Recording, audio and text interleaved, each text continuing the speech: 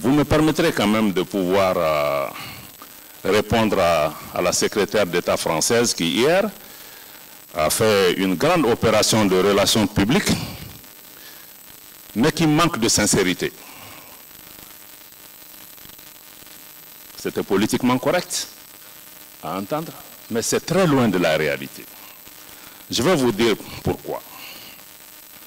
D'abord, je pense qu'elle a indiqué hier que le régime à Bamako se bat pour sa survie. Je crois qu'un régime qui a une telle assise populaire n'a pas à s'inquiéter pour sa survie.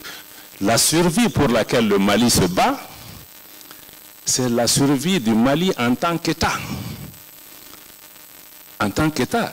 Et la survie de l'État malien a été menacée parce que la France, à la tête d'une coalition internationale, est intervenue en Libye pour une opération. Jusqu'à aujourd'hui, on ne connaît pas quel était l'objectif recherché.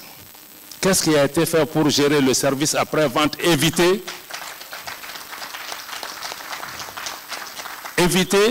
qu'une opération étrangère ne finisse par une déstabilisation de l'ensemble de la région. Les Africains s'étaient levés à l'époque pour s'opposer à cette intervention. Aujourd'hui, c'est la cause principale. Ma soeur de Libye est là, ils sont encore en train de se battre entre Libyens pour fixer le problème chez eux. Mais aujourd'hui, l'intervention en Libye est la cause de la déstabilisation de toute l'Afrique. Hier, nos chefs d'État ont parlé, ce n'est pas seulement le Mali, c'est tout le Sahel, c'est l'Est de la RDC, jusqu'au Mozambique. Donc on a un problème plus grand. Je crois que quand ils parlent, ils doivent imaginer ce dont ils parlent. La survie dont on parle, c'est la survie de nos États à cause d'une défaillance géostratégique monumentale qui nous a amenés à ce problème. Et que jusqu'à aujourd'hui, personne n'assume la responsabilité. Est-ce qu'ils sont venus pour empêcher que la faillite de Bamako? Oui, nous le reconnaissons. Mais vous venez faire sur reconnaissant pour les morts français au niveau du Mali. Elle a parlé hier de 50, mais le Mali ne compte même pas ses morts. Civils ou militaires. On ne compte pas.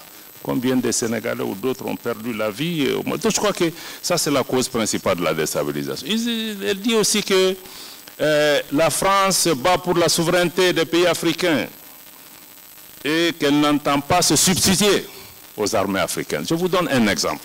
D'abord, la France se substitue aux armées africaines parce que quand la France est venue pour aider le Mali à libérer notre territoire en 2013, il y a 3 grandes régions dans le nord du Mali. On a libéré ensemble Gao, on a libéré ensemble Tombouctou, Kidal qui est la 3e région dans le nord du Mali. À 50 km de la ville de Kidal, l'armée française a stoppé net l'armée malienne en disant que vous ne pouvez pas entrer à Kidal sur notre propre territoire. Quelle souveraineté vous promouvez? Aujourd'hui, 10 ans après, l'armée malienne et l'État malien n'est pas présent à Kidal. On parle d'ingérence dans les affaires intérieures parce que la France est venue, elle a choisi son camp avec qui il travaille 10 ans. Elle travaille dans le nord du Mali avec des groupes rebelles. Elle a choisi ses amis dans le pays. Ce n'est pas normal. Je crois que ce n'est pas comme ça. Si on vient, on aide dans le partenariat, dans la sincérité, on ne s'ingère pas dans les affaires des gens. On considère que le peuple malien est notre ami et non une partie.